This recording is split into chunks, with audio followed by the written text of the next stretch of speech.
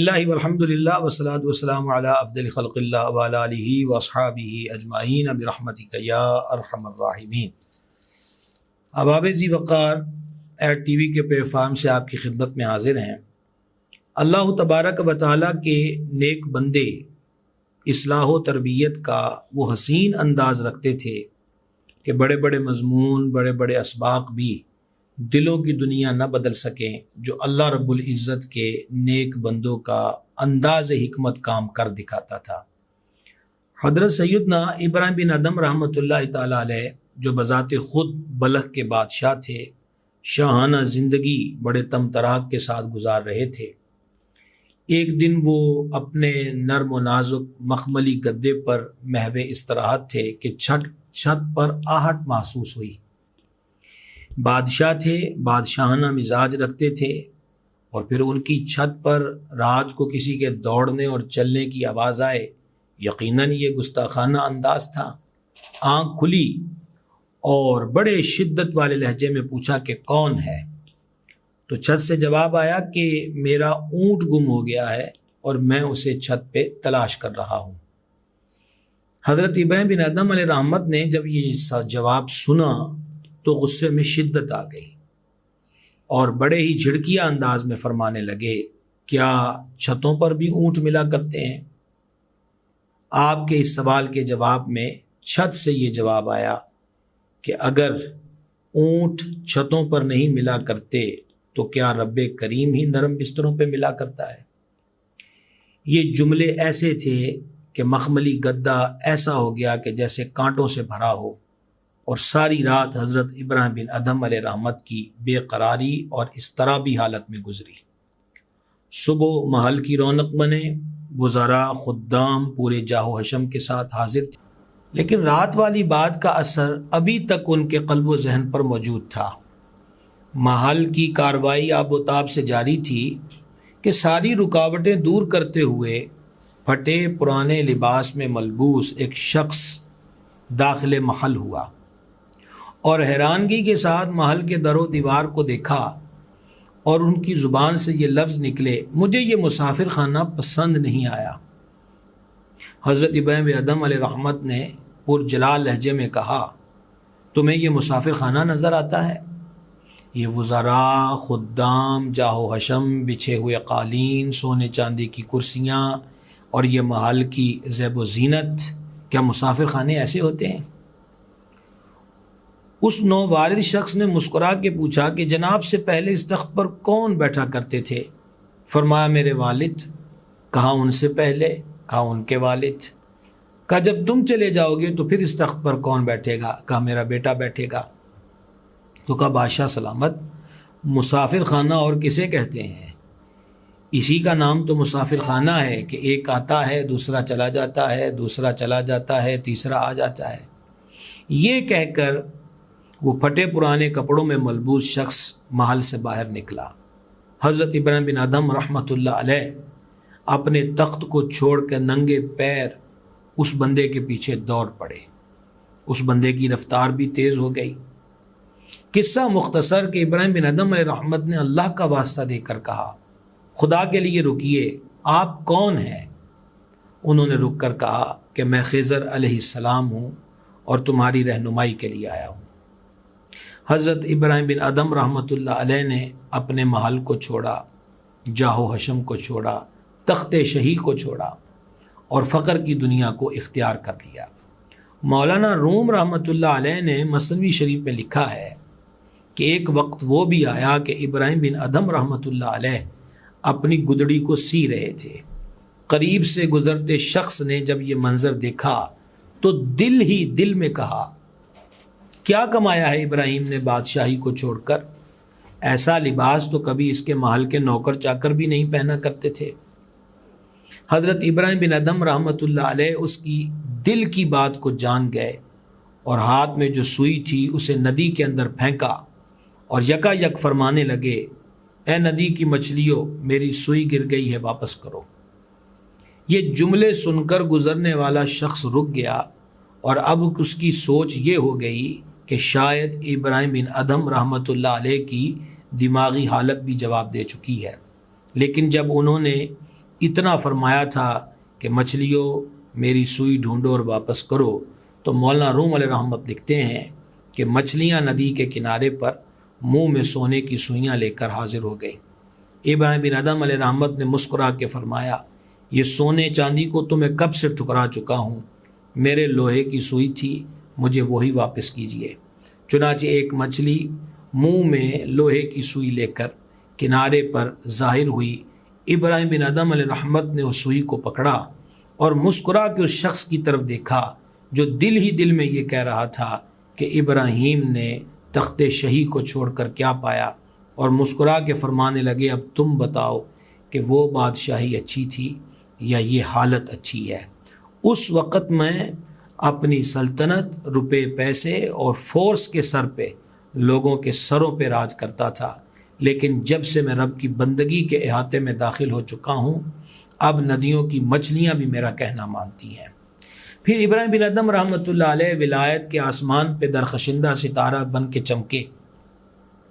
انہی کی خدمت میں ایک دن ایک نوجوان آیا اور اس نے آپ کی خدمت میں گزارش کی کہ میں نے بڑی کوشش کی ہے کہ اپنی زندگی کو گناہوں سے بچاؤں، لیکن میری زندگی مسلسل گناہوں کی دلدل میں دھنستی چلی جا رہی ہے۔ میں اب آپ کی خدمت میں حاضر ہوا ہوں کہ کوئی نسخہ تجویز کیجئے، میرے دل کی دنیا بدلیے، گناہوں کی عادت کسی صورت مجھ سے چھوٹ نہیں پا رہی۔ حضرت خواجہ ابراہیم بن ادم رحمۃ اللہ علیہ نے اس نوجوان سے فرمایا، اگر تو گناہ نہیں چھوڑ سکتا تو ایک صورت میں تمہیں گناہ کرنے کی اجازت ہے۔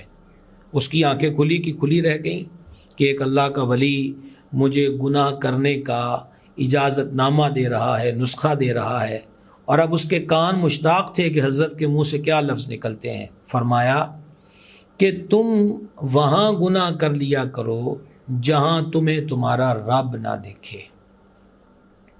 نوجوان نے سر نیچے گرا دیا اور کہا، حضور والا، کائنات کے اندر کون سی ایسی جگہ ہے جہاں اللہ تبارک و تعالی بندے کو نہیں دیکھتا؟ میں پہاڑ کی کھو میں چلا جاؤں، صحرا میں چلا جاؤں، تہ خانے میں چلا جاؤں، زمین کی 7ویں تہ کے اندر اتر جاؤں، اللہ تو ہر جگہ پر دیکھتا ہے۔ فرمایا ہاں، پھر اس طرح کرو، اگر تم گناہوں کو نہیں چھوڑ سکتے اور تمہارا نفس تمہیں اتنا غلام بنا چکا ہے کہ تم سے یہ عادتیں نہیں چھوٹتی، تو ایسا کرو کہ اللہ کی نعمتیں کھانا چھوڑ دو، اس کی نعمتوں کا استعمال ترک کر دو، اور پھر تم کھل کر جو من میں آئے گناہ کی زندگی گزارو، معصیت کا ارتکاب کرو۔ وہ عرض گزار ہوا کہ سیدی، ایک لمحہ بھی اللہ تبارک و تعالی کی نعمتوں کے بغیر جی نہیں سکتا۔ احباب گرامی قدر، یہ جو ہوا چل رہی ہوتی ہے اس کے اندر قدرتی طور پہ آکسیجن موجود ہوتی ہے۔ لمحے بھر کے لیے یہ سلسلہ موقوف ہو جائے تو دنیا کے اندر لاشوں کے ڈھیر لگ جائیں۔ ایک ایک بال وجود کا جو ہے وہ اللہ تبارک و تعالیٰ کی نعمت ہے۔ مالک الملک سورہ رحمان میں بار بار فرماتا ہے، تو تم اپنے پروردگار کی کون کون سی نعمت کو جھٹلاؤ گے؟ اور وہی مہربان قرآن پاک میں فرماتا ہے، اگر تم اللہ کی نعمتوں کو گننا چاہو تو تم اپنے رب کی نعمتوں کو گن نہ پاؤ گے۔ عرض کیا، نہ کھانے کے بغیر گزارا ہے، نہ پینے کے بغیر چارہ ہے، لباس اس کی نعمت ہے، الغرض جس زمین پر میں رہتا ہوں یہ اس کی نعمت ہے۔ فرمایا یہ بھی ٹھیک ہے، چلو اس طرح کرو کہ اس طرح تم گناہوں بری زندگی گزارتے رہو، اور جب ملک الموت علیہ السلام تمہاری روح قبض کرنے کے لیے آئیں تو تم ملک الموت علیہ السلام سے کہنا کہ ٹھہریے، میری زندگی غفلت میں گزری ہے اور میں توبہ نہیں کر سکا، مجھے کچھ وقت دیجئے کہ میں اپنے گناہوں سے توبہ کر لوں۔ آپ ملک الموت سے یہ کہہ دینا اور جی بھر کے گناہ کرتے رہو۔ اس نے عرض کیا، حضور والا، ملک الموت علیہ السلام کسی سے پوچھ کر تو نہیں آتے، اور جب وہ آتے ہیں تو کسی کو لمحے بھر کی مہلت نہیں دیتے۔ بابا بلے شاہ علیہ رحمت نے کہا تھا، بلے شاہ پتہ تد لگ سی، جدوں چڑی پھسی ہتھ بازاں۔ تو وہ تو مجھے توبہ کی مہلت نہیں دیں گے، ایک لمحے بھر کا وقت مجھے نہیں دیں گے۔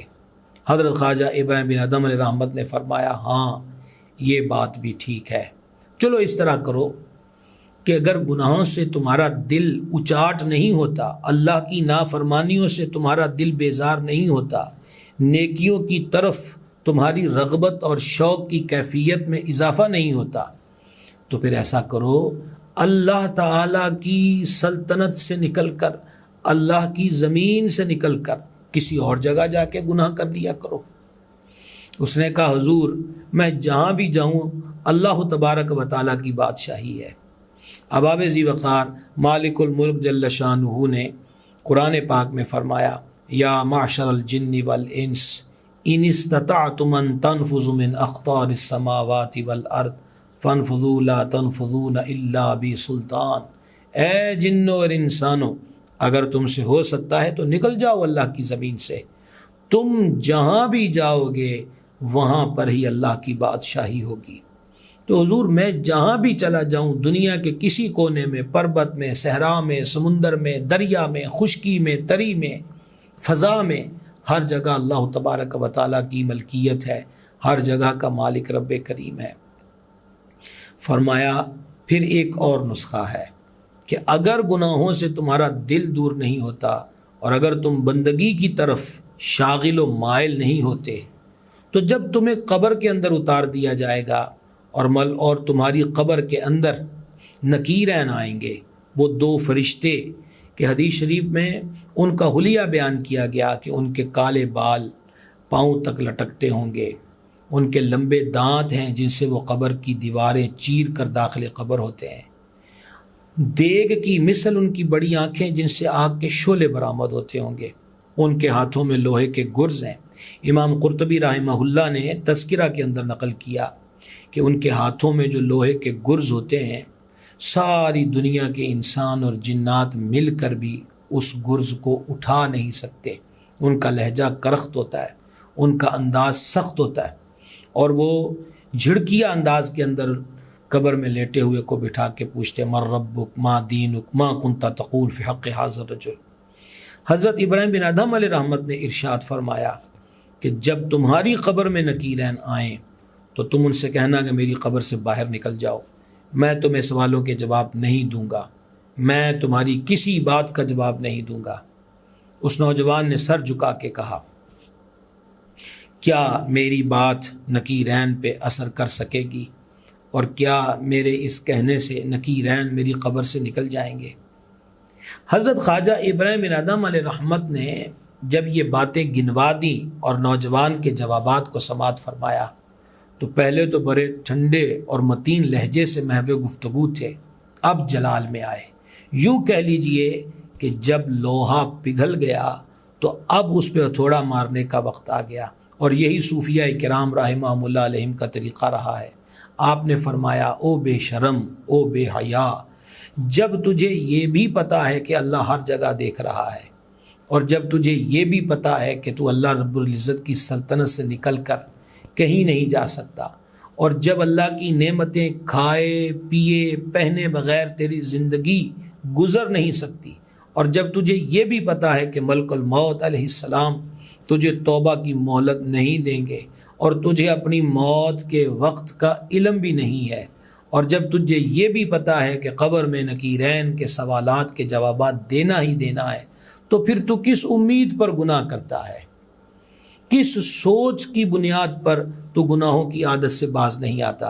ابراہیم بن ادہم رحمۃ اللہ تعالی علیہ ناصحانہ انداز میں سمجھاتے چلے جا رہے تھے، اور نتیجہ یہ نکلا کہ پتھر سے پانی جاری ہو گیا، یعنی اس نوجوان کی آنکھوں سے اشک جاری ہوئے، اور اس نے رو رو کر اللہ کے اس ولی سے عرض کیا حضور دعا کر دیجئے کہ مالک میرے دل کی دنیا بدل دے، آپ کی میں ساری باتوں کو سمجھ گیا ہوں، اور آج میں نے ارادہ کر لیا ہے کہ اب رب کی زمین پر رہ کر، اس کا کھا پی اور پہن کر، اس کی عرش کی چھتر چھایا کے نیچے بس کر، اس کی سلطنت میں رہ کے اب اپنے مالک کی نافرمانی کبھی نہیں کروں گا۔ یہ طریقہ رہا ہے اللہ والوں کا سمجھانے کا، دل کی دنیا بدلنے کا۔ احباب گرامی قدر، توبہ بہت بڑی دولت اور بہت بڑی نعمت ہے۔